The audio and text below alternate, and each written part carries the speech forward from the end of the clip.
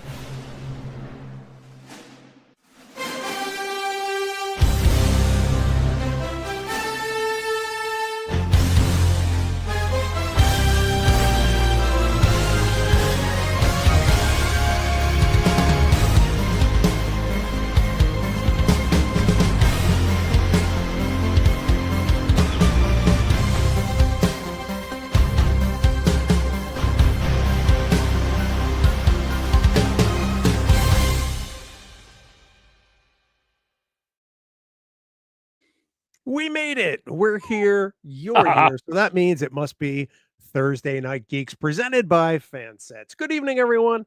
I'm Bill Smith alongside the Z Magnus Prize winner, Dan Davidson, here for yet another week. Although, Dan, we haven't been here in a couple of weeks. And first you were sick and then I was sick. And today Google was sick. So we almost didn't happen today.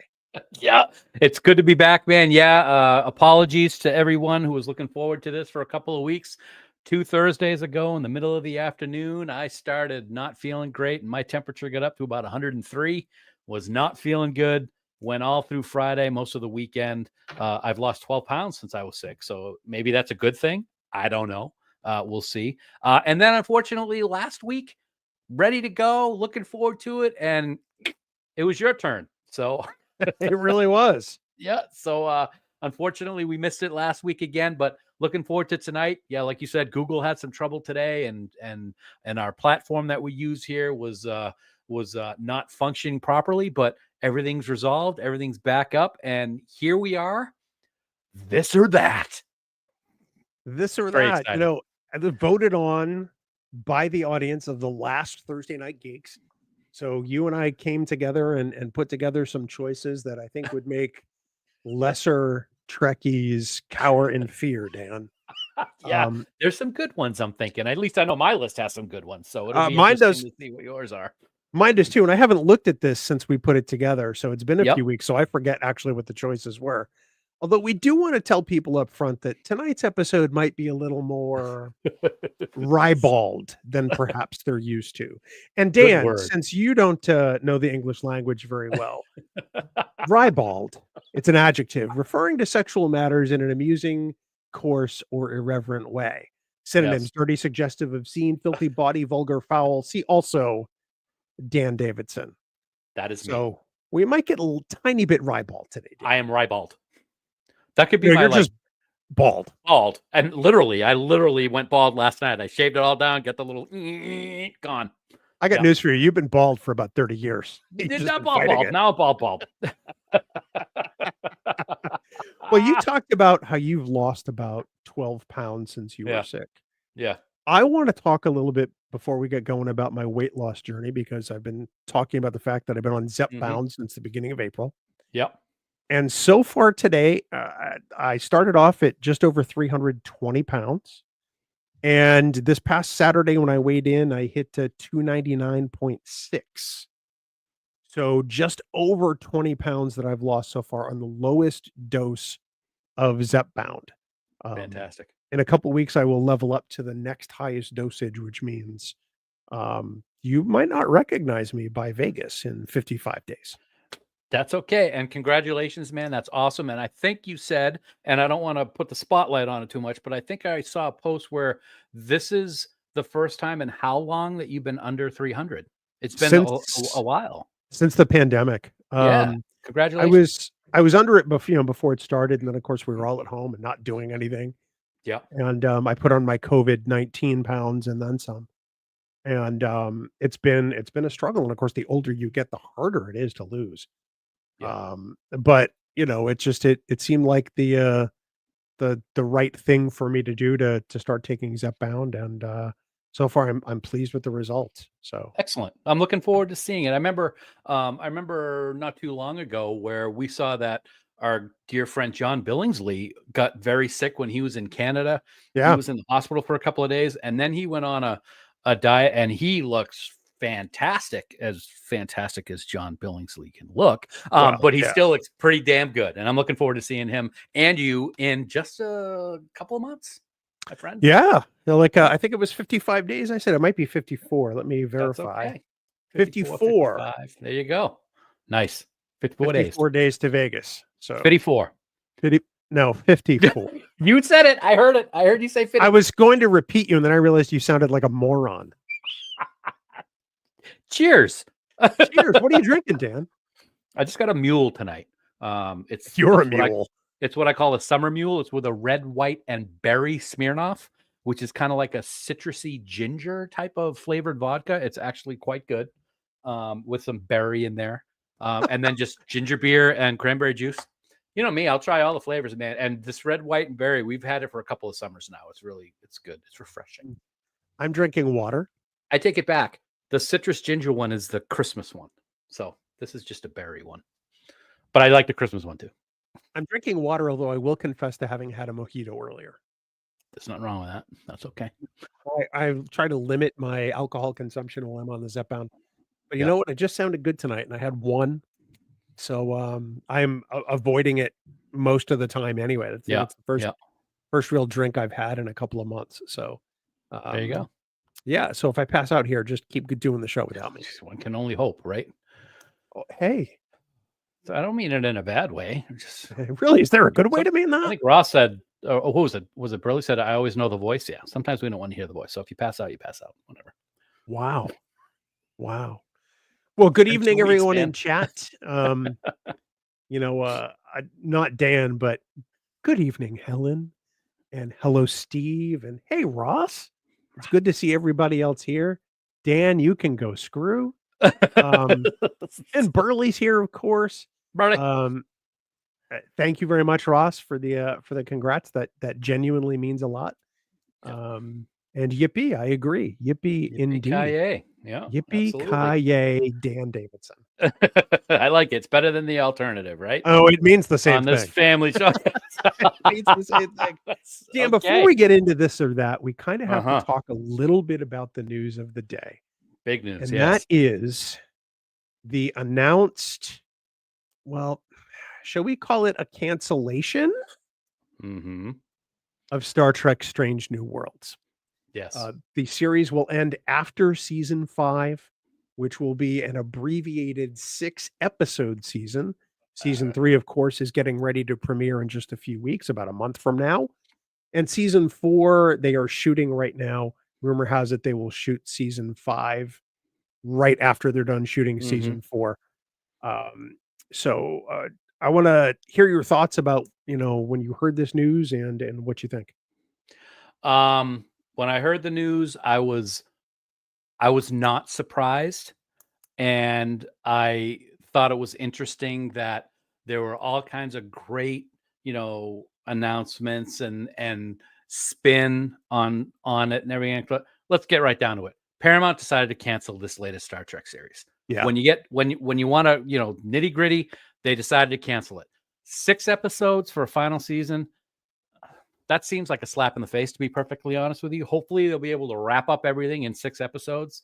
It also means to me that the end of season 4 is not going to be really anything big because they're not going to be able to wrap it up in 6 episodes of the next season. So probably won't see a cliffhanger like we did last year or 2 years ago that we're waiting for in a month. I'm bummed. Strange New Worlds is fantastic. I've been looking forward to this next season very much. Anson Mount is a 100% class act. He had a post on social media today talking about how when he was a kid, he used to watch Bill Shatner strutting around on that bridge and sitting in that chair. And in his wildest dreams, he never thought he would be able to do that. Very thankful, very appreciative. But at the same time, I don't think we're ever going to see shows of Star Trek lasting as long as the Legacy Trek did. And that's kind of sad. That's 100% true. We never will again. it sucks that season 5 is 6 episodes. They couldn't have made it one more episode to make it 47 episodes. Aaron Harvey pointed that out to me earlier. Yeah. That would have been nice, but I would have liked for it to get 50 episodes. I would have liked for it to have 500 episodes. Yep. Simply because it's Star Trek. In today's streaming age, this is just the way things go, unfortunately. Yeah. We're never going to see a long-running Trek show again. We're never going to see over 100 episodes again. It's the way it is. And you're right. This was canceled. Yeah. People can say that, no, it's ending its run. They've decided it's over. I'm sorry. The network it's on has decided it's done after 5. That's a cancellation. Yep, absolutely. One of the things I was going to say, it slipped my mind, but it was in regards to the number of episodes. Oh yeah, it's amazing when you think about it. When this is done, it will have had 46 episodes total, its entire run. The first 2 seasons of Star Trek, The Next Generation, were 47 or 48 episodes, and Deep Space Nine season 1 and 2 was 50. So just 2 seasons of Legacy Trek equals an entire series of what we're seeing in 2025. That's too bad. 2 seasons of Prodigy is 40 episodes. Yeah. Yep. So it's brutal. I mean, it's performing very well on Paramount Plus. Paramount's admitted it. And for it to just go away. Now, some people are hoping this will kind of backdoor us into a new sort of TOS series with what's his name? The guy who plays Kirk. Paul Wesley. Yeah. And everybody else. And I don't see it happening in today's landscape. Yeah. Kurtzman's contract is done either this year or next year. They're looking to just, close down shop. Mm-hmm. Some people think Academy is only going to run for 2 years, which honestly I can see. It's hard to say. Yeah, it's already been signed up for that second season, and there just has not been a lot of fan interaction with how much they're excited for this that I've seen. There's talk about whether or not Patrick Stewart will be involved in maybe a Picard movie on Paramount that takes place after season 3 of Picard. I don't know if that's going to ever happen. That's just rumor right now. I think we're getting back to the point that we were in with Enterprise. There's going to be a lull. There's going to be, we're just going to be watching past stuff. There's nothing new that's going to be on the horizon in just a few short years. So let's enjoy it while we can, I guess, and see where it takes us. I still want to say, I know that it's not right in the timeline and we've seen it in flashbacks, but I want the very final scene of Strange New Worlds. Pike is saying goodbye to the crew. I'll see you in a few days. I'm off to this, cadet freighter. We're going to do some testing and we'll see you soon. And we all know what happens when he goes to that freighter. So we'll see. For those hoping and thinking that, Star Trek Legacy has to happen, I don't want to dash your hopes and fears, but Star Trek Legacy is never going to happen. Yeah. As much as we all wish it would. Yeah. It will never happen at this point. Especially if Kurtzman's done.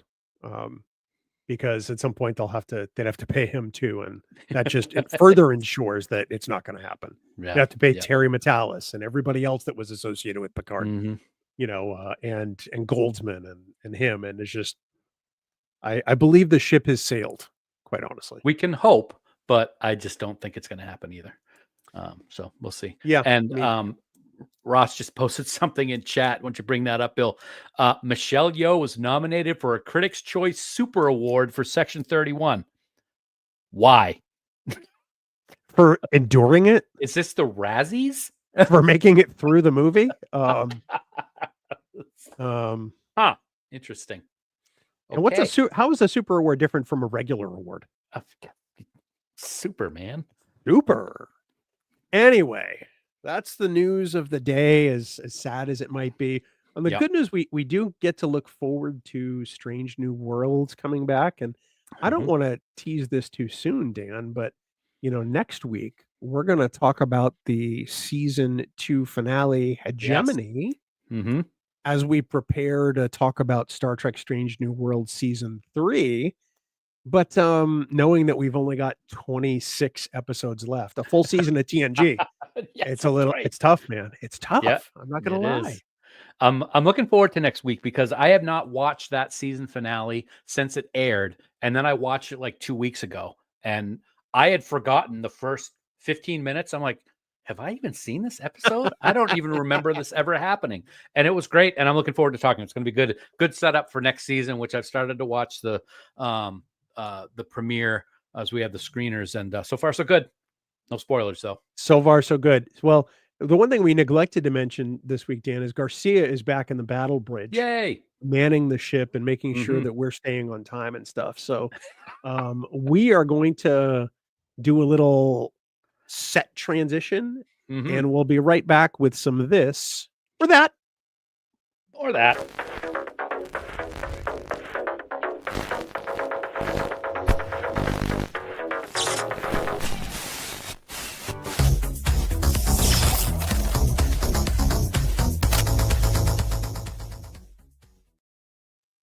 Dan, here we are. We're going to talk about this or that. So before we start, I want to know, did you have any kind of calculus or design for how you were putting together your choices? None. Or what we None wanted whatsoever. to choose between? None. I was just thinking of the weirdest shit I could think of. You're honest. Pretty much it. I admire that. I too was looking to find out some weird shit. I think we've accomplished a nice zen of that. Yes, I agree. But I was remembering when we did it with Frakes and how much fun we had with that. But I also knew that we were going to take it up a couple notches or down a couple notches, depending on how you want to look at it. So, yeah. We're not exactly going to go blue tonight, but we're going to come very, very close. That's great. Yeah. That said, there are rules for tonight, Dan. So let's talk about the rules first. And the first is you must answer the question as it was asked. So you can't reword the question. You can't, kind of mold it to your own liking and try to come up with something else. If it's a choice between A and B, you must make the choice as it is. There's no passing. You can't say, well, on the condition that blah, blah, blah. Nope, not happening. And you have to provide some kind of actual rationale for your answer. And it simply just can't be, well, I hate Keiko O'Brien, as Dan would say. Right. Yeah, I would say that too. Yeah, you would say that. You can't change your answer once you've given it. So if you go, oh, no, sorry, too late. Okay. Once you give your answer like Jeopardy, we have to go with it. And of course, no math, because math ultimately, Dan, is hard. And may I say, no disrespect to Rosalind. Great person, great actor. Yeah, absolutely. Sucked. Yeah. Yeah, that character's terrible. Yeah. So, yeah, and of course, everybody, watching tonight, please feel free to give us your choices in chat. Remember, please play by the rules. So don't say I would do it, but there's no prepositions or transitives at the end there. And we're gonna go through and do that. So yeah, and please, like you said, put your answers in there. We want to share them with everybody on the screen. So yeah, let's have some fun. The first, Bill, before we even get started, I'm gonna ask you a this or that because it's the entire image for this episode. Yeah, this Bill or that Dan? Go. This Bill. I mean, I wouldn't choose you if death were on the line.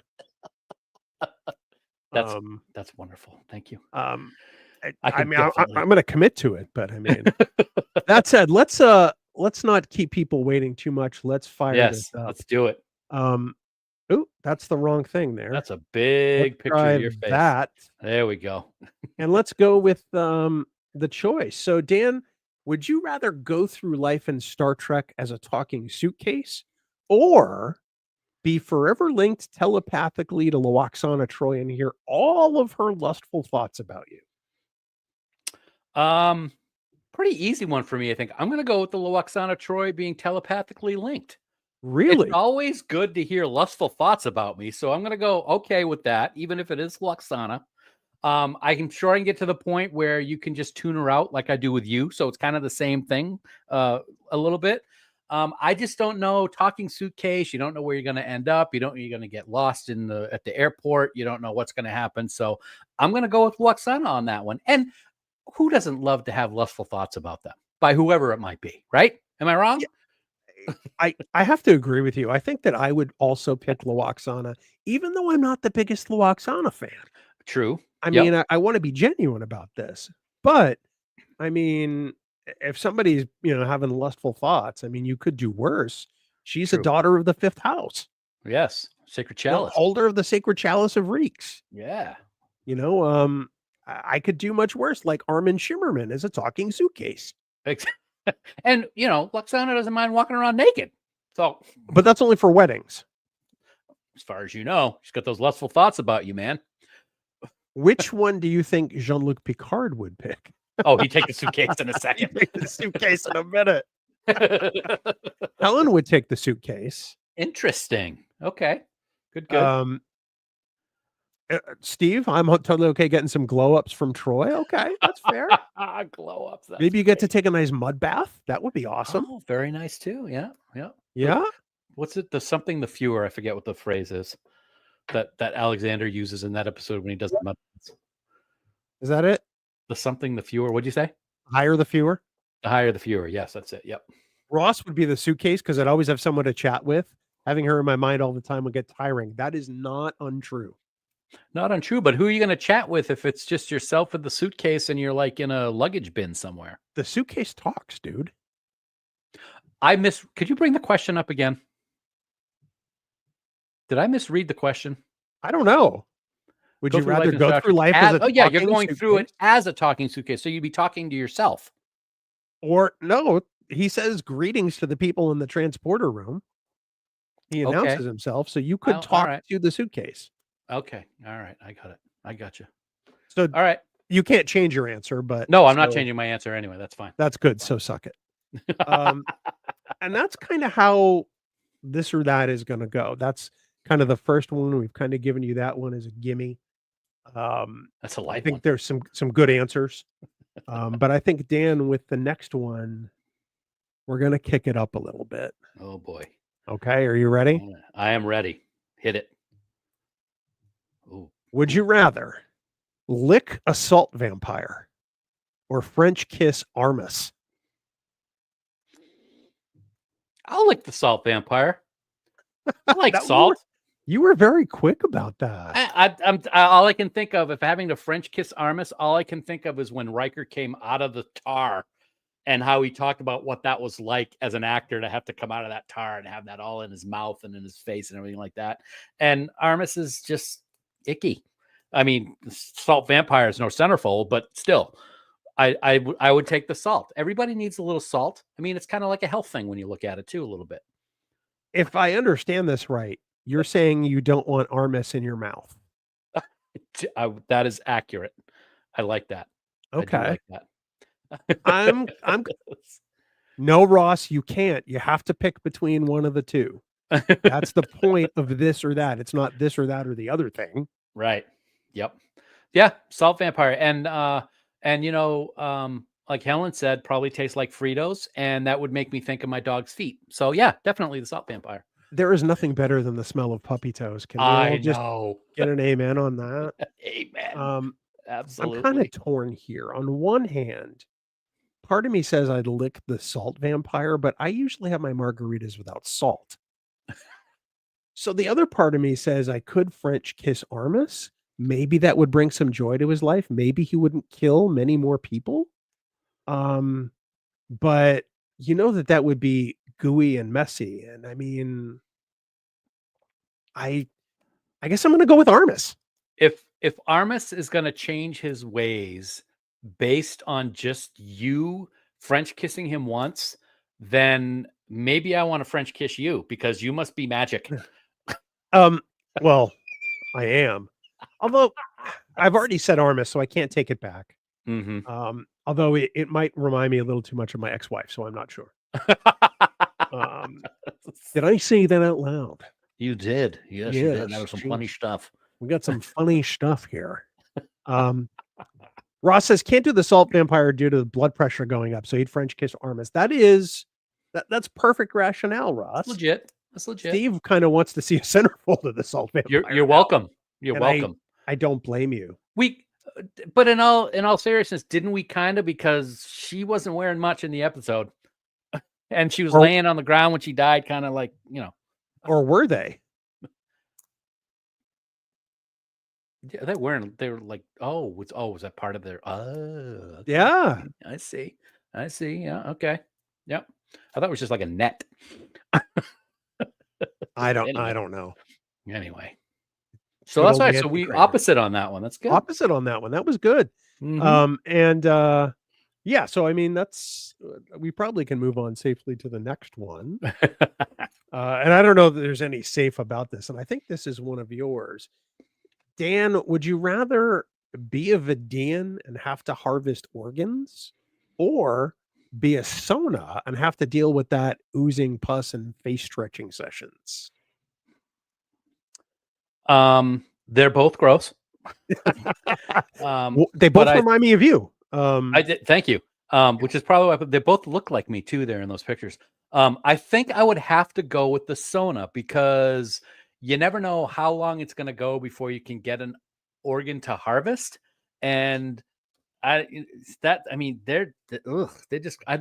want Neelix's lungs. I'm sorry. The face stretching and the oozing stuff, they got medication and they take it out with a hypo and everything like that. So I could live with it. But the Vidians are just icky. And they live their entire life with things falling off and failing, and they have to go and from a moral standpoint, they have to go around and kill people in order to get what they need to survive. So I would definitely go with the Sona. Well, in some cases, I mean, if you're Neelix, you obviously didn't die. Right. But for the most part. Right. For the most part. Ross picks the Sona because they have those hot women doing the stretching of the skin. Yeah, I can't discount that. Yeah, I think I'm gonna pick the Vidians. Wow. Why? They're men of science, Dan. They're looking to find a cure for their people and just prolong their lifespan. I think I'd be more on board with that than Roafo and the plastic surgery people simply just oozing blood when they freak out. But then again, there's also the way that they're looking for a way to cure them of what ails them, and they almost had it in Insurrection. So there's a possibility for a cure there too. That's sciencey, maybe. Yeah. A little bit. Plus, I wouldn't mind stealing Neelix's lungs. Well, hold on. Let's spotlight you. Go ahead and do it now. That's one of the funniest moments ever in Star Trek history. And I got to do it in front of Ethan in New York a couple of years ago. Yeah, last year. Last year, yes. Trek Long Island. Yeah, two conventions ago, but yeah, last year. Yeah. Okay, so we're opposed on this one too. Yeah, which is very interesting.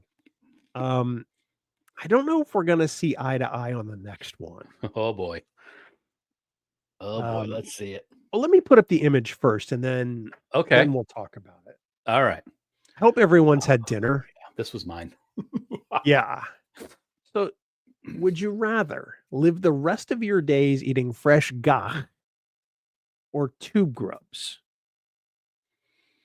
Now, if you're asking which one's which, the gagh is the this, and the tube grubs are the that. I want you to go first this time. This might be the worst one of all of them. No, they're not. It's not. No, it's not. It's not. I am going to say the tube grubs. Okay. And here's my rationale. They look slightly more appetizing than the gagh. Mm-hmm. Plus, I mean, they look like they could be finger food, like popcorn chicken. Whereas the gagh looks a little bit like, live pasta. Yeah. Well, live squid ink pasta is what it looks like. So I'm gonna say the tube grubs, Dan. That's the one on the right. All right. Look at this gawk barely moving. No gawk for me. Thank you very much. I'll go with the tube grubs. The tube grubs, or they could also be those things that we saw in the episode with the little aliens and the thing that came out of the guy's chest. Conspiracy. Yeah. I would definitely go with the tube grubs as well. They're a little crunchy. And people eat insects all the time in different cultures and seem to be okay with it. So I think I would go with that. I'm not eating no live worms, baby. I'm just not doing it. I don't like worms when they're on the ground. No. So no, and I don't care how many flavors there are. I'm just not down for that. So yeah, Well, I'm going Dan, with the 2 grubs too. Dan, we have another rules violation, and that's Burley. Nope. Can't do Burley, it. take a lap. You got to pick one or the other. Take a lap. Take a lap. Ugh. You got to pick gawk or tube grubs. That's Yep. the name of the game. Yeah. And we'll have words with you if you don't. Ross says gawk is there are so many varieties. All right, I can see that. Variety is the spice of life. He says there are around 50 varieties. Wow, I want to see that cookbook. I don't. Helen don't. says tube grubs because they seem like Cheetos. I'm on board with that. I'm on board. Who doesn't love Cheetos? That's true. That's true. They're crunchy too. I think I would be good with the crunch factor. Burley says gawk would slide down the throat better. But Burley's not taking a lap or officially picking. That's too bad because we're going to consider gawk your pick. Let the record reflect that Burley has selected gawk. I don't think really tough gawk might slide down my throat better, but it would be coming up a lot faster too. So I'm going with the 2 grubs. Well, and that's the thing. I don't know if either one would be wiggling, as Ross points out, because the 2 grubs, if you chew them in your mouth, they're not going to be wiggling when they're going down your throat. That's the thing. Are you supposed to chew them or swallow them? 2 grubs, I don't know. Chew. Well, what about the gawk? That seems like a slidey thing to me. I don't know. I'll have to ask a Klingon. We'll have to ask Worf. We'll ask Michael when he's on. Burley does bring up a better point. Don't come out the other end quicker. Unless they stay in your stomach like tapeworms. Oh, damn, why did you have to do that? You've ruined the whole this or that. Why? It's because of you we can't have anything nice. Jesus. Speaking of not being able to have anything nice. Oh, here we go. Don't you love how I phrase that? I do like that. Yep. Mm-hmm. I want to say I'm pretty proud of this next graphic. Oh boy. I don't often use AI. Okay. But I did in order to create this next image. So I'm going to bring up the description first and then bring up the image. Okay. Okay. I'm scared. Dan, would you rather clean the holodeck filters after Riker's day-long reservation or be the person who has to unclog Worf's toilet? Oh, that's easy. I take the holodeck. That's an easy one. That Worf. That's hysterical. Oh God, I'm getting lightheaded. That's how amazing it is. That is a great AI image, though. By the way, I would easily pick the holodeck filters after Riker's day-long reservation because, we don't have you didn't get any specific in this, so I can go on the fact that he's been married to Deanna and he's just gonna, they're gonna go for a picnic or they're gonna do something. You didn't specify. You didn't specify, and I'm going by the rules. No, you're not. You're trying to get out on a technicality. You know what happens with the holodeck filters, and don't tell me you don't. So, knowing Riker in his bachelorhood prime, you know what he was doing in there. That's okay because the filters are still just filters of whatever organic material the holodeck creates or uses up and stores in those containers. I'm still going with the holodeck because if you do it right, it'll be nice and clean anyway. You won't really get messy. I guess it all depends on which bodily substance you want to clean up after, quite honestly. I do like the fact that Worf appears to be a toilet paper over the top of the roll kind of guy. I think that's important. It's very important. And I tried to find a decent photo of Riker to use, but there's no good ones on the holodeck. It made more sense to show Mariner cleaning out the filters, quite honestly. Yeah. And I imagine that probably was right after Riker because that's 6 different containers. It's not Barkley. No, that's going to be Riker, dude. Yeah. Look at Mariner. She looks exhausted. Wouldn't you? Not half as exhausted as Riker was. I hope he was taking his B vitamins. I'm torn here. I really am. Although this does bring up an interesting point, right? Based on what we know about Klingons, do they poop twice as much? Yeah, who knows? Thanks, Discovery. You opened up a whole new can of worms, or gach. You opened up a whole new can of gach. That's right. Whole new can of gach. Yep. Good question. Yeah. Well, and Ross does bring up another good point. Holodeck, because there's no telling the smell from the gach. Yeah, there is that. Although I have to believe that the Enterprise would have a pretty good bathroom fan. I don't care if it's Worf. It's Worf. I'm gonna take the holodeck filters. We are. Although I'm mildly curious about the Worf situation. I'm not gonna lie. Well, I'll tell you what. We'll do the holodeck one. You can take a day of doing the Worf stuff and let us know. Oh no, we do it together. I mean, I am not part of that. You are you're the lowest of lower deckers. I love how we've lost 3 viewers since this started. Yep. Which honestly was about I suspected. Hey Jason, how are you? Oh, we're back up now. People are coming back as Jason. There he is. Jason. Go Sox. Go Sox. Yeah. So I'm gonna say the holodeck filters. Okay. That's good. I like it. Good. What do you say we do one more and then we'll do the fan sets? Sure.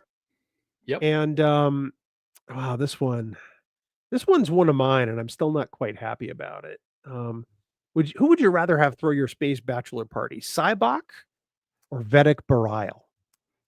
Okay, easy one for me. I'm gonna pick. Yeah. Believe it or not, Vedic Barile, even though I can't stand him. That is a shocker. Because deep down inside, Barile, I mean, he's been a conspirator. Okay. He's been a bad dude. Barile knows how to get shit done. I'm gonna guess he's gonna put on a legendary bachelor party. Assuming he's not dead. I mean, obviously. But I'm gonna pick Barile. Okay. Yeah, we're different on that one. I had nothing to do with that guy. I'm taking Cybok. Cybok wants to take away my pain. He wants me to have fun. He wants it to be a great time. He would do a good bachelor party, I am sure. He would be out there jamming just like everybody else because he's not your ordinary Vulcan. He'd be fun. He's got his robes. And Barile's got worst character ever created in Star Trek, probably. Not even a little bit would I have any interest in having him throw my party. Not at all. Nope. I would just not want to do it. That's very true. Garcia was just in my ear saying Cybok would bring the kitty girl, and that is true. Although I like Helen's rationale here. Secretly, he's a good dancer and will pick good music. I like that. Barile is just a wet noodle. Barile's just a guy. Even when he was with Kira. We've got another Cybok. We got Cybok.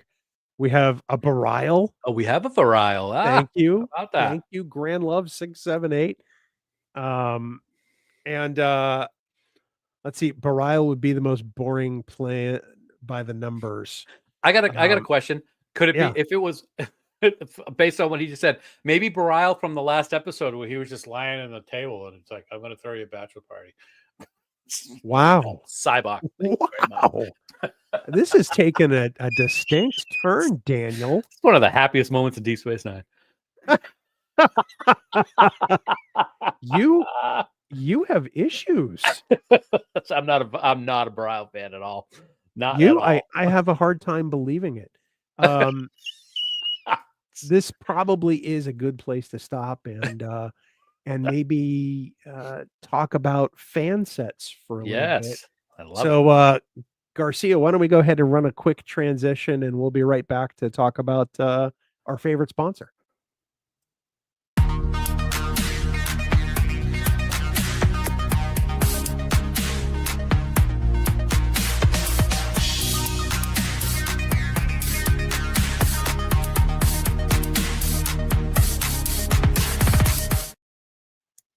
And Dan, here we are.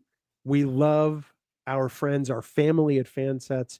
We're so grateful each and every time we get together to have them as our presenting sponsor here on both Trek Geeks and Thursday Night Geeks, which, Dan, by the way, is presented by Fansets. Presented by Fansets on Thursday nights, which is On Thursday amazing. nights. Absolutely. Lou and the entire family just went to the new Epic Universal in Florida, and he didn't even tell me. I was so disappointed, but I can't wait because he wanted to have a good time. Yeah, probably. Yeah. So, yeah, we love everybody at Fansets, Lou's family, John's family, everybody. They have over 500 officially licensed Star Trek pins. They have new stuff coming out every month. Today is no exception. Head on over to fansets.com to get the newest of the new, which include this beautiful, spiffy Starfleet Academy Red Squad pin. Amazing pin, but those poor kids. Am I right? No, you're wrong. Because they were stupid and they thought that they could do anything and they couldn't. Don't be like those people in Red Squad, but please get a Red Squad pin because it's pretty awesome. Also available right now from Strange New Worlds. It is the one and only James T. Kirk. You can get that right now. Great rendition of Paul Wesley, by the way, on that pin. Yeah, that is. Great micro crew. And Fansets has done it again. People have been asking for these. Last time we talked about it, and now they have a new Delta from the Kelvin timeline. It's the Silver Sciences Delta, available in what, Bill? What forms are they going to be available in? Pin and magnet. There you go. Pin and magnet form. Head on over to fansets.com right now. Grab all three of those beauties, Bill. You know, and they're fantastic pins. You should not only grab those three, but every other pin that Fansets makes, put them in your cart. And of course, when you get to checkout, enter that special discount code word you see below Dan and me right there, Trek Geeks. That's Trek Geeks in all capital letters, no spaces. You'll get 10% off your entire order with fansets.com. Wow. And that is such a deal. Plus, Dan, remember, when you spend more than $30 on fansets.com, you will automatically get what? Free shipping in the United States. Absolutely. Fansets. Our pins have character, and we thank our friends at Fansets for being the presenting sponsor of Thursday Night Geeks. Garcia, before we move on to a transition, I'm going to call it Crazy Ivan. And I'm going to go off book a little bit here. Ivan. And we're going to talk about something else, Dan. Ooh, okay. And that is, what it is the brand new Trek Geeks store. The Trek Geeks shop, where you can get all kinds of cool graphic t-shirts. We've rolled out some new designs. We'll continue to put out some new designs. Our brand new Bleep Cancer shirt. We'll have proceeds going directly to the Pancreatic Cancer Action Network for both designs. Obviously, our Pride shirt will have money going to the Trevor Project. But for everything else, you help support, the Trek Geeks and the podcasts that we put out all the time. And, if you've ever, this is a Dashery supported by TeePublic. So if you've ever bought one of their shirts, they're pretty quality. You know that they last for a very long time. But we've added some new designs like, the Coconut Obey t-shirt, which has a rendition of Dan doing his grumpy face. That's beautiful. And I mean, just look at that. Look at that. That is so beautiful. And then, of course, we added my favorite phrase for See It or Skip It, which is meh. Meh. That's trademark with my arched eyebrow. There you go. Love it. Close. It looks close enough like me. It's not exact because it's hard to capture lightning in a bottle twice, people. But maybe getting struck by lightning. Whoa, hey now. But you can get all those to go into trekgeekshop.com. Beautiful. That site is the new permanent site for Trek Geeks t-shirts and merch. And if you check it out, let us know what you think. Yeah, and go ahead. And also, I'm sorry, just to add, the F Cancer shirts, like I said, that's for an amazing cause with PanCan. Check it out, order your color, wear it with pride. And we've all been touched by people that have been affected by cancer and pancreatic cancer, and we want everybody to buy those shirts and get some money over to PanCan. It does look a little bit like Dante from Clerks, I guess, but I'm only so good as an artist. So, so now, Garcia, we'll pop into a quick transition and we'll go back to the remainder of our this or that. We'll be right back.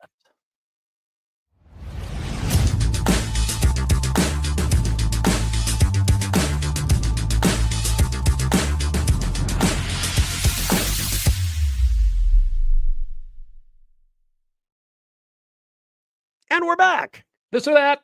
This or that.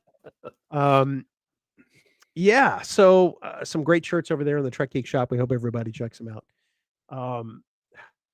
Dan, I've kind of saved the back 9 here of the this or that's, which are some real sort of Sophie's choices. Oh boy. Yeah. Okay. And I guess there's no real, avoiding it. Let's just get into it, shall we? Oh God, now I'm getting nervous. Dan, would you rather be infested with Gorn eggs or have intimate relations with Kai Wynn for a whole year? And might I add, look how fetching she looks there. That is fetching. Yeah, she's got her white Pope nightie on. Pope nightie. I like that. Yeah. She's eagerly awaiting you to come back to her bedroom, Dan. This will be probably interesting for you to hear, but I'm going with Kai Wynn. Really? Why? Yeah, because you're gonna die if you get infested with the Gorn egg, so that's always not very good. And just close your eyes and think of somebody else. It's only a year. You know what? Chances are she's probably going to get killed by the Pa race before that year's up, but we don't know that for sure. You don't know that. No, we don't. But you know what? Maybe maybe the intimacy and the shared passion and love will kind of calm her down a little bit and help her make good choices. I'm here to help. So it'll be therapy for Kai Wynn. And then I'll need therapy, but it's better than being dead with the Gorn egg. So I'm choosing Kai Wynn. So there's a part of me that asked myself, do I want a vicious monster that preys on you to start just biting your skin, or do I want the Gorn? And this is rough. I guess I gotta go Kai Wynn. Let me ask you a question, buddy. I'm sorry, I'm not remembering this right now. Have we seen an actual person who has had the eggs birth from them, like on screen? Have we seen that yet, or just seen the remnants of what happens after the fact? I believe we saw the remnants. Okay. There was that one dude in sick bay in the episode where Hammer bites it. Okay.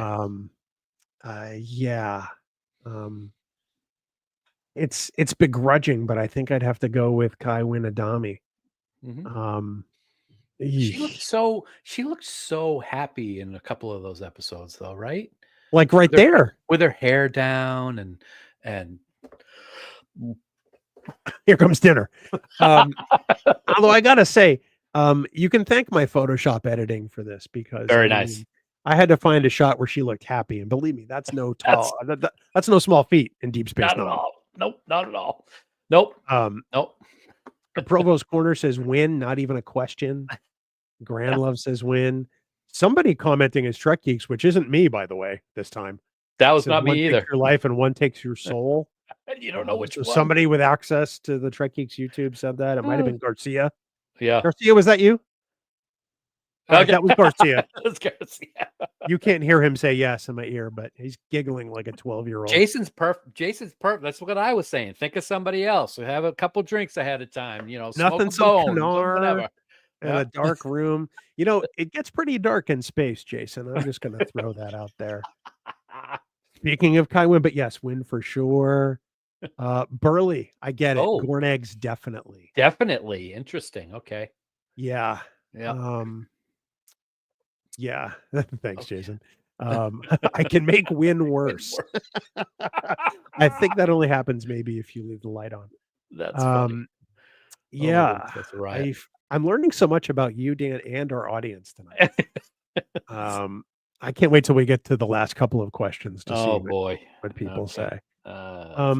This one's a bit of a softball. I guess this determines whether or not you like a dry heat or not.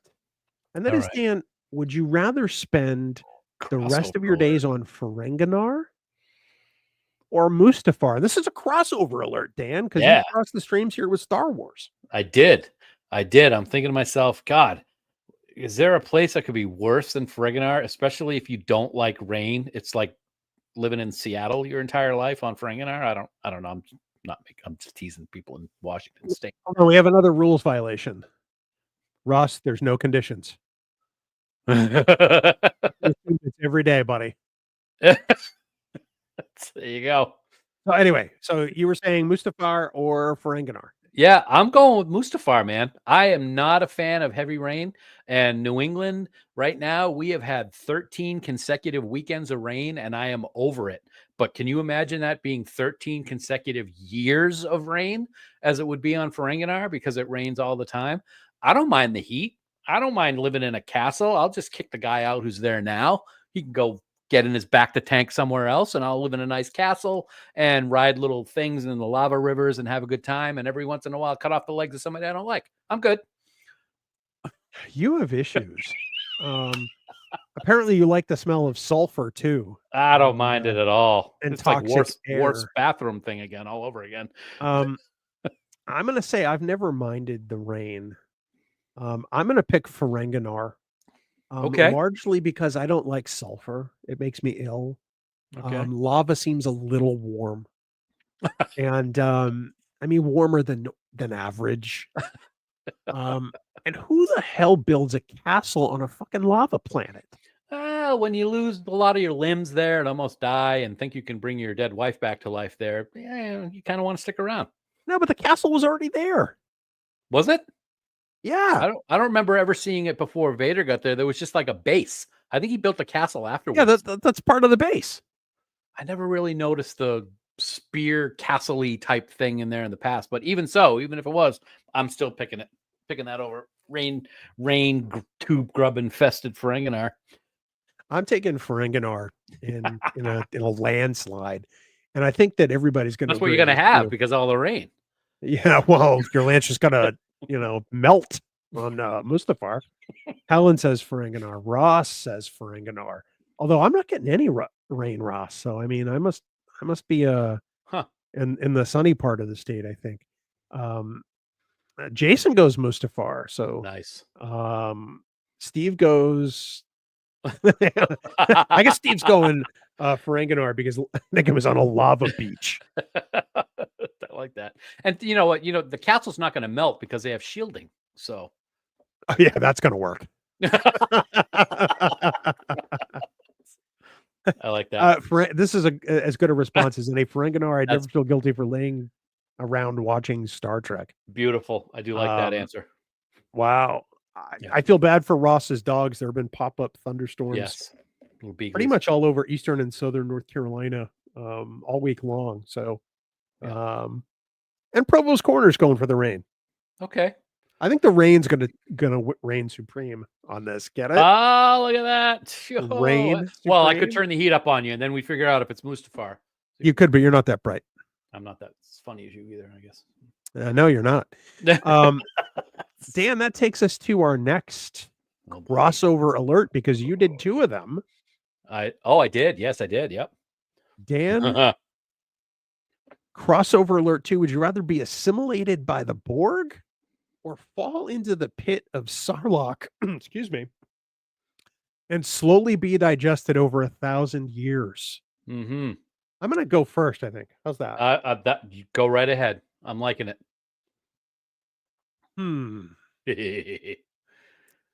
All kinds of possibilities with this one. Short of making another ex-wife joke, I'm going to go with being assimilated by the Borg. Because you said it without saying it. At least you're never alone. And if we've learned anything from the book of Boba Fett, you might not actually get digested over 1,000 years. Because apparently the Sarlacc pit can't eat Beskar armor. Yeah. I'm going to go for assimilation. All right. That's interesting. I am going with the Sarlacc for a couple of the reasons that you mentioned. Boba Fett got out. Maybe I'll be able to get out. But if I doubt it. You're dumb. I am, and I can't climb all that good. But I would not want to be assimilated. I'm not in control of myself. Way too many voices in my head. The ones I have right now are just enough to deal with. I don't think I could deal with more and more and more. And all the death and destruction that you're going to cause that you have no control over. Even though I wouldn't feel guilty anymore because I'm not myself anymore, I don't like that. I think it would be, I would rather sacrifice myself by falling into the Sarlacc pit than causing untold amounts of death and destruction by being assimilated by the Borg. Now, I have to imagine that the Sarlacc pit digesting you would be a lot like trying to clean a Worf's toilet after he's had a couple of plates of gawk. There we go. I have to believe that you would be what caused the Sarlacc pit to be stuck in their bathroom all day. Very nice. Thank you. Thank you very much. Yeah.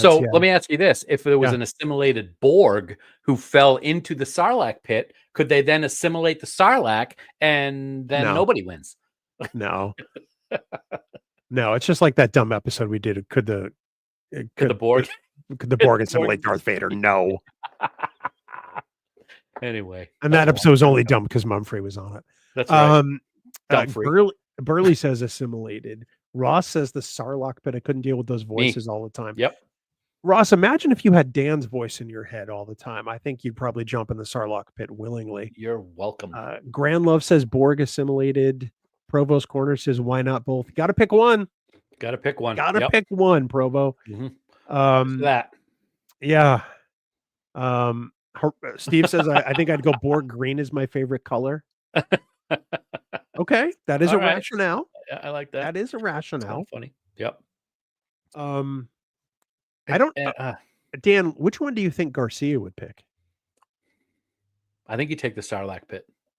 I think he is the Sarlacc pit, so he would take the Borg assimilation. Oh, that's awesome. Wow. Okay. Yeah. That is a tough one. That is a tough one. You know, it's funny when we have the funny ones, but these are ones that are like, oh God, I actually got to think about this for a second. I know. Which one do you think looks more like Garcia, the Borg or the Sarlacc? I'm thinking the Sarlacc. No. Yeah, me too. Me too. The best part about this is Garcia is never on camera because he doesn't want to be. So we really can say just about anything we want to. We can. Yep. And hashtag Sarlacc pit Dan Garcia. Hashtag Garcia the Sarlacc pit. Yes, I like it. He's Thursday Night Geeks own Sarlacc. I think that's great. You know, when he shows up. I see a t-shirt coming. I see a t-shirt. Yes. We need to add a shirt that says, "Hey Garcia." You know. Nice of you to show up. No, just "Hey Garcia." Hey Garcia. That's all we need. That's all we need. So Dan, I'm going to throw up a couple of good-looking gents right now, and you get to take your pick between the two. You're raising your hand. What the hell do you want? Yeah, I want to. Before you go to the next one, I just saw a comment that came in that I want to comment on. So can you bring up Provo's comment about going with the simulation? At least you don't know what you're doing, and I would have to disagree with that. Picard knew everything that happened when he was the person who kind of ran Wolf 359's battle, and he remembered it all. So it's you remember it all, you just can't control that you're doing it. So I would have to, that's another reason why I would go with the Sarlacc. I think I would hope to get to assimilate you, because I would remember that and take great joy from it, even if I couldn't show it outwardly. My inner, you know, my innie, as opposed to my outie. For those of you who've seen Severance, would just smile, never ending. It looked like the Joker from Batman. But then I'd be in your head forever and ever also. No, yeah, but so would millions of other voices, and they'd drown. Oh, but mine would stand out like a chalkboard, buddy. Every day. So let's go back to the this or that. We've got a few more left here to round it out. And let me show you a couple of good swarthy looking gentlemen. Oh my. And you see there, we've got a Borg and we've got Commander Sonak. Oh, poor Sonak. And the rationale here is you're in Star Trek's version of Groundhog Day. Who would you rather be? Ensign Lynch from Star Trek First Contact. By the way, that's Ensign Lynch. Or Commander Sonak from Star Trek The Motion Picture. Oh. And you relive the same day over and over and over. And one you're killed by Picard, and the other one you're killed by the transporter. Which do you pick, Dan? This is a tough one. It is a tough one, but I think even though a minute ago I said I wouldn't take assimilation, I think I would take Ensign Lynch because he's killed by Picard during the change during the assimilation, so he never really becomes a Borg. No, you're thinking the wrong guy. Ensign Lynch is one of the guys who come into the holodeck and Picard assassinates with the Tommy gun. That's right. My apologies. Yeah. I'm still probably gonna go with that because getting the Tommy gun is better than basically being turned inside out into a pile of goo from the transporter malfunction. Yeah, but you've gone through the horror of assimilation. You've lived with that. Your inner self is trapped, and you're helpless to do anything about any of it. But on that note, he gets assimilated and then killed in a relatively short amount of time. Now, granted, Sonak gets killed in a relatively short amount of time, too. But it also looks really, really bad, really painful. I mean, the woman next to him screaming when she still can. Even though I don't want to get assimilated, I would probably want to take Lynch over Sonak because of that Sonak scene back in the 70s. Even that was just, I mean, you saw him as a regular humanoid, and then when it showed it the last time before it faded out, it was just a pile. It was just like, oh. So yeah. Oh no, they're forming. Yeah. So I would take Ensign Lynch. Yeah. Okay. I am going to go with Sonak. Oh, mind blown. Because here's my rationale. It's still better than dealing with you. It always comes back to me. That 10 seconds of utter, torment on the transporter pad being turned inside out. I would rather go through that than be assimilated by the Borg, because it's over. Yeah, it's utterly painful. It's a horrible way to go, but yeah, that's the way I look at it is I kind of put it together what I said a minute ago. If you're assimilated by the Borg, you don't have any control for all of the destruction and death that you cause. Ensign Lynch doesn't really have that opportunity from the time he's assimilated to when he's killed, because he's still on the Enterprise. So there's not all that, what I'm thinking of as a human, all that guilt about what I'm doing and can't control it. So I'd rather go that way, I think. Yeah. Helen says Ensign Lynch, the transporter accident is just too horrifying. Yeah. I get it. Yeah. Provost Corner, Lynch, only because I love mob movies. That is a great justification, quite frankly. My entire life, all I wanted to ever be was a gangster. Hey, why don't you bring your shine box, Dan? By the way, yesterday was Shine Box Day. It was June 11th. Shine box. Yep. Ross says Lynch. Steve says, I love how much you're thinking about this. Well, if you love how much you're thinking about that, my friend. Oh, boy. Just wait. Oh, here we go. How many we get left? I think 3. 3? Okay. Oh, boy. I know what 2 of them are. I want you to know I've used some real Photoshop skills on this next one. And I just want you to soak this in before I tell you what the choice is. And everybody playing the home version too. You ready? Okay. What the F and F is that? Wow. So on the right, we have Rom in a really bad photoshopping. And on the left, we have what could be a Tellarite. Yep. So Dan, would you rather manscape the nether region of a Tellarite every day for a month, or give Rom Umox for a full 24 hours with no breaks? And a hush descends upon the crowd. I would be tired, but Tellarites are kind of gross. And I would, it's only a day. It's only 24 hours. Rom's a cool guy. I don't mind Rom. I'll do the Umox, baby. Get those ears in front of me. Well, let's contrast manscaping a Tellarite. It could be 30 seconds every day for a month and you're done. No, well, that's doing exactly what you said you couldn't do to someone earlier in the No, I know. I'm just saying. Yeah, I'm just saying. No, I look at it. I'm going with the picture that you gave. I'm not touching that redwood forest. No way. Redwood forest. I'll do the Umox with the Grand Nagus. That's fine. I don't mind, and he'll probably pay me well too, so I'm good with it. He's not the Grand Nagus at this point. Okay, he's just Rom. Okay, well, he'll give me some engineering. He'll give me some engineering tips along the way. I don't know. I'm going with Rom though. That another. It is 24 straight hours, Provo. 24 hours in a row consecutive. Would be tiring, but whatever. I gotta think he's gonna need a break. Well, he's not going to get one because you're going to be pleasuring him for a full 24, my friend. I am going to pick the Tellarite. I knew you were. I really did. Because I can get past it. It's 30 seconds every day for a month.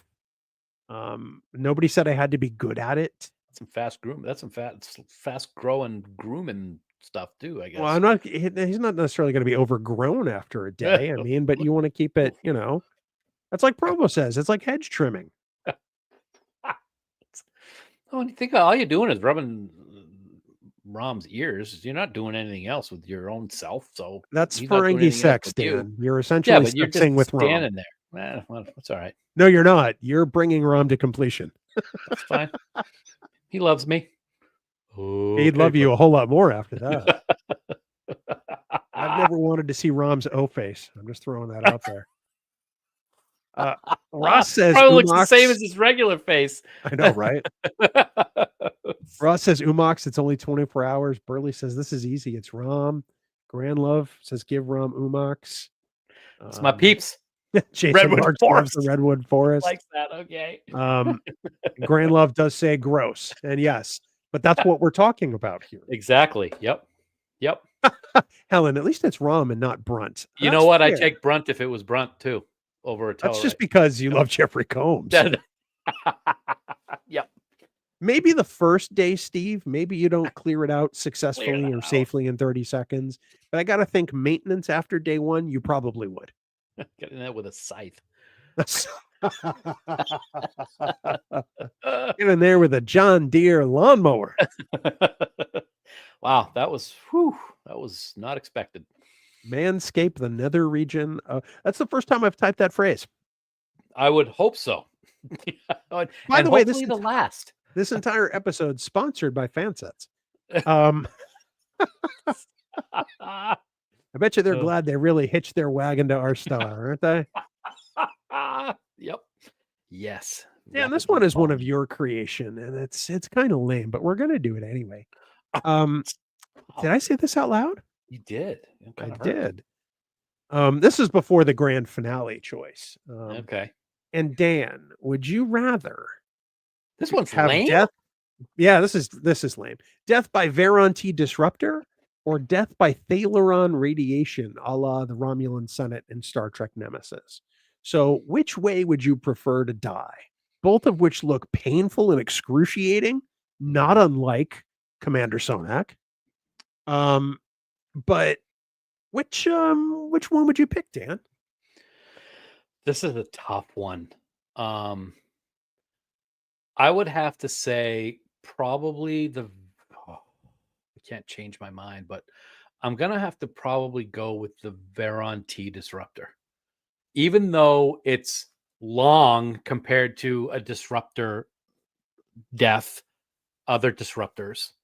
It's quick in the grand scheme of things. Yeah, excruciating, obviously. It looks very excruciating. But that Thalaron radiation seems to take a while, and it does a lot of things in that while that it's doing it. You can't breathe, and your skin does what it does, and you start looking like Bill in the morning before he has his coffee, and then you fall and just disintegrate into dust.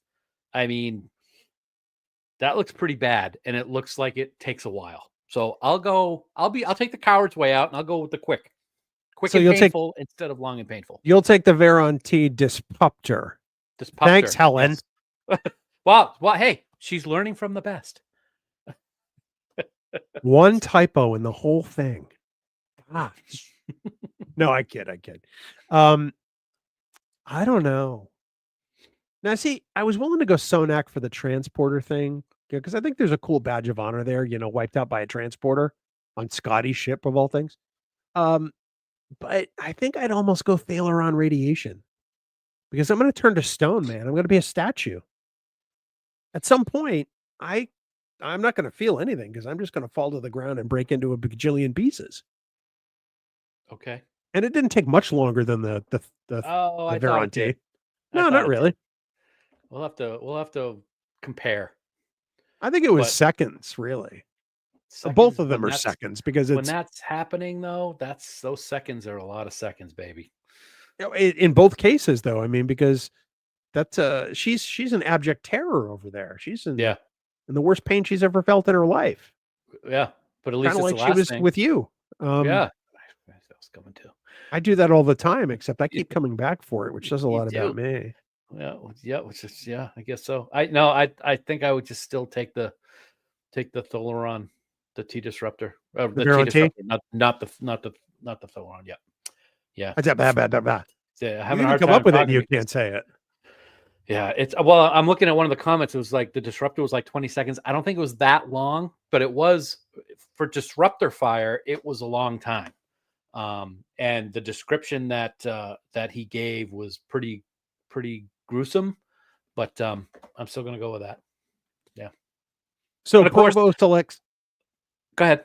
No, go ahead. Seriously, really, it's And of your course, show. the other death is in Nemesis. So who gives a shit about what happens in anything Wow. Nemesis, right? Well, at least it's not Generations. And I expect Ryan to pop up any second now. Provo says Thaleron. Ross says Thaleron. Seconds and then Dust.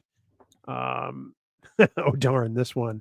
I think Disruptor, though I haven't seen Nemesis in a bit. That's fair. Jason goes Veron T. Grandlove goes Veron T. Burley goes, I hate to agree with Dan. Thank you. But I'm going to agree with Dan.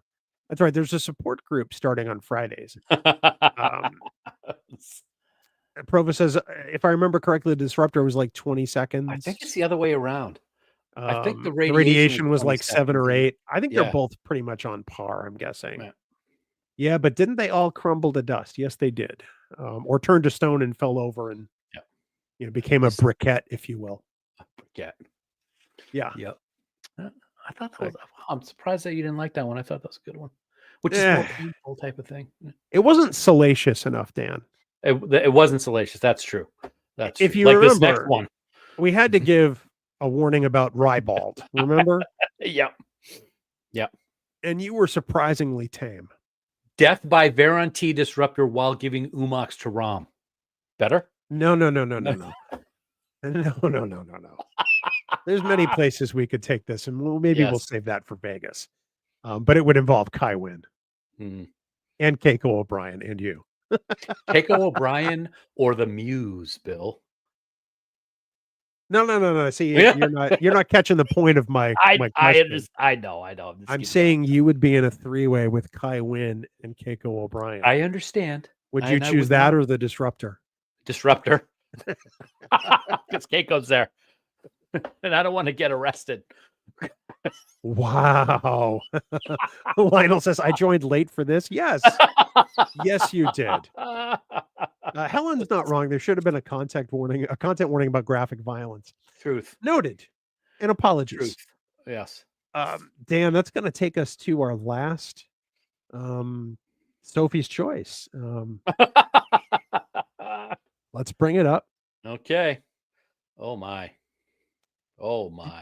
Dan and collected audience, would you rather be forced to watch Magato's Get Busy, as Dan would say, or would you rather watch Lizard Janeway in Paris, again, in Dan's parlance, going at it?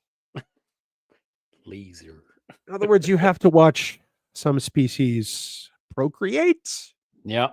Which one would you watch? I really get you thinking now, don't I? I'm gonna go ahead and take this first. Yes, sir. I am an unabashed Magato fan. I also love the Gamatos and the Gamatus and the Mugatus. So I'm going to say, without reservation, I would absolutely watch the Magato. Okay. I like that. It kind of has this National Geographic quality. Whereas the other one kind of has this really sort of slimy. There's a movie from the 1970s that's really terrible. It's called It's just a series of S's is the title. It's a really bad B movie. It used to be played on like Creature Feature, where Dirk Benedict slowly turns into a snake over the course of the movie. a cobra because he gets bitten by a mystical cobra. And that's kind of what I view the Voyager the Warp 10 salamanders as. That's funny. I really don't want to watch that. If I'm going to watch the Mugatus, I'm going to watch the horned species, and one of them is going to get the horn. That's all I'm saying. Okay, I like it. Yeah. Okay. So Dan, what would you say? Would you rather watch the Mugatus bent over a log, or would you rather watch some slimy hot loving between Paris and Janeway as lizards? Okay, I'm glad you put that as lizards at the end. The whole slimy thing that's getting me a little worried. But I am not a huge fan of the Mugatu from TOS. You're welcome, Marina. That's awesome. I'm not a big fan of the Mugatu from TOS. I did think that the Mugatos in Lower Decks were good. That it was a little bit of a shock to the system when we saw what was actually going on, because that's not something you expected to see in Star Trek. However, I will take the Mugatus 10 times out of 10 between that and Janeway and Paris, because a lot of things that you said, it's National Geographic. Obviously, they're good at what they do because that other guy was watching and he was enjoying himself watching them. So why not join it? Throw a horn on my forehead, glue a horn on my forehead, and let me start watching them go at it. For benefit of Marina, who just joined, we did warn that it could be a little ribald tonight, and please see also Dirty Suggestive. Otherwise, Dan Davidson. Yes. So apologies. We probably should have kept that warning on the screen for the duration. Scrolling the whole. We didn't go quite blue. Maybe a little chartreuse is the way tonight. Yep. Yeah. No, I'm going Mugatus. Yep. Me too. Helen chooses the Mugutu. She'd be hiding behind a bush with binoculars and narrating it like a nature special. That's exactly what I'm talking about. The male approaches. Yeah, exactly. Yep. Watch now, the Mugutu in their natural habitat. Ross says I'm going to have to say the Mugatos. Okay. Burley says, "Yep, Dirk. That movie scared me as a little kid. Me too. Even though the makeup was not great." I gotta believe that the Mugutus would be more interesting. There seems something wrong about watching Lizard Paris and Lizard Janeway. You know, kind of procreating before Chakotay abandons their kids and leaves them on a planet and breaks the Prime Directive. But that's neither here nor there. Yep, absolutely. Yeah, no, that was a pretty easy one for me. Yeah, so that's cool.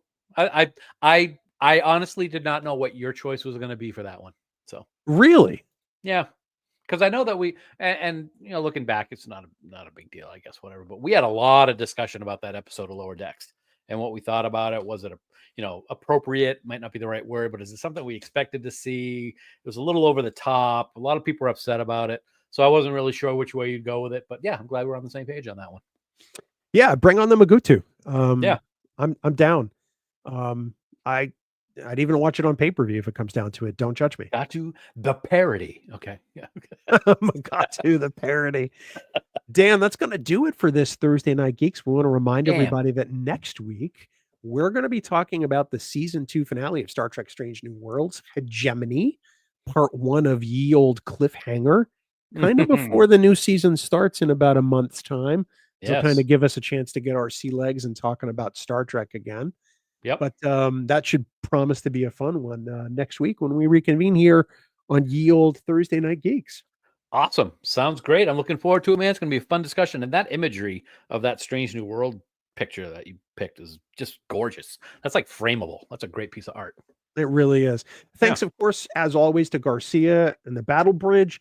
Thanks to all of you who are watching live. And of course, to those of you who watch afterwards. Please please subscribe, please share.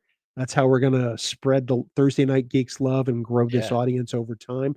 We do hope you all have a fantastic Father's Day weekend in the United States if you're celebrating. And if not, have a fantastic Sunday. But until then, for Dan, for Garcia, and for me, live long and prosper, y'all. We'll see you next week. Take care, all.